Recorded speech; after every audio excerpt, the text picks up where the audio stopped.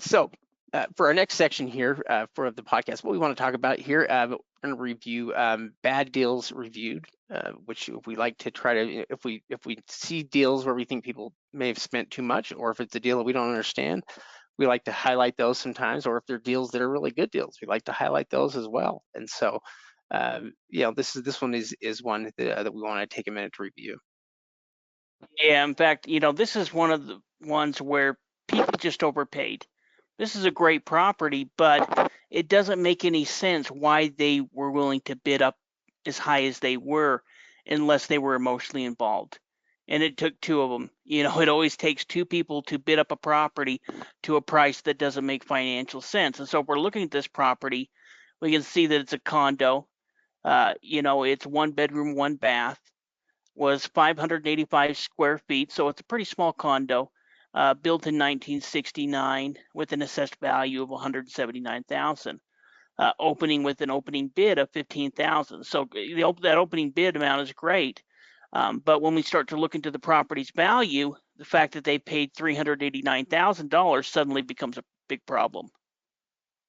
Yeah, I mean, if you can imagine, I mean, they're into it for, for what, like 100,000 over what it's valued at?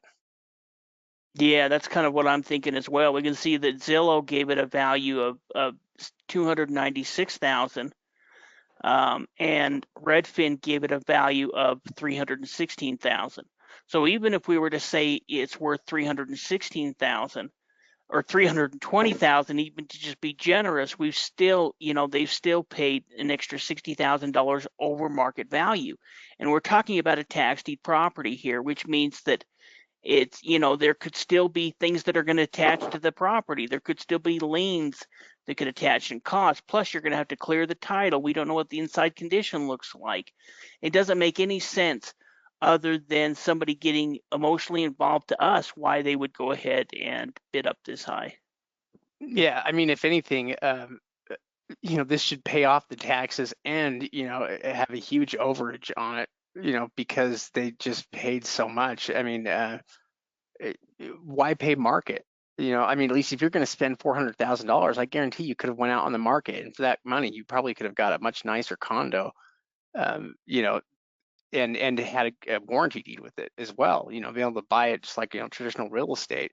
If you're, I mean, if you're going to spend $400,000 in cash, uh, or liquid, you could have got something so much better, than that for the money, I think. Yeah, well, what's kind of funny is when we talk about the overages, what the overages are is just the excess proceeds. So this started at 15,000 and sold for 389,000.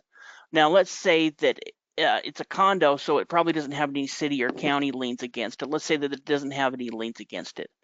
Well, that means that besides the $15,000 is the opening bid, the rest of that money, 360,000 of it, is going to be available to the property owner. They talk about for being in this investment strategy being, what's the name? Predatory.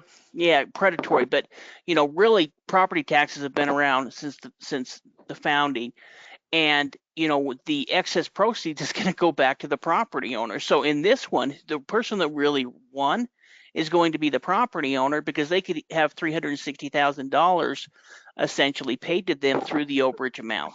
Yeah, like, if you could figure out a way to get people to overpay for things, it would probably be through auctions. That you try to get them to do it, because if they were to put this on the market, it would probably have sold for 300,000 or 315,000, maybe 320 or something, but it wouldn't have sold for 389, and that's because on the market, people are like, it wouldn't meet that value. The only reason it went up that high was because, like Steve said, people were bidding or willing to pay on it. Well, and the one that sold for 320, if it did, would have sold with the warranty deed versus a tax deed. You would have had the interior redone and remodeled.